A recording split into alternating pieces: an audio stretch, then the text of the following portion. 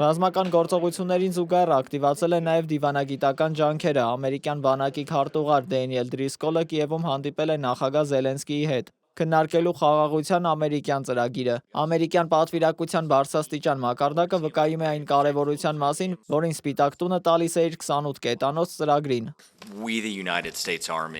Մենք, Միացյալ Նահանգների բանակը, հավանաբար վերջին 20 կամ 30 տարվա ընթացքում մեր 4 բարձրաստիճան պաշտոնյաներին ոչ մի տեղ չենք ուղարկել նման բանի համար։ Զելենսկիի գրասենյակը հաստատել է, որ նախագահը պաշտոնապես ստացել է Ռուսաստան-Ուկրաինա խաղաղ բանակցությունների Միացյալ Նահանգների մշակած նախագիծը եւ առաջիկա օրերին կքննարկի այն Դոնալդ Թրամփի հետ։ Ուկրաինացի պատգամավորները հրապարակել են խաղաղության Թրամփի ծրագիր, ըստ որի Ղրիմը, Լուգանսկը եւ Դոնեցկը ճանաչվում են որպես փաստացի Ռուսաստանի տարածքներ։ Խերսոնը եւ Զապորոժեն սառեցված են շփման գծի երկայնքով։ Ուկրաինան դուրս է բերում զորքերը Դոնեցկի մարզից։ Այնտեղ կստեղծվի ապառազմականացված բուֆերային գոտի։ Ուկրաինան պետք է սահմանադրորեն ամրագրի ՆԱՏՕ-ին միանալուց հրաժարվելը։ Զինված ուժերի անձնակազմը նվազեցնի մինչև 600,000-ի։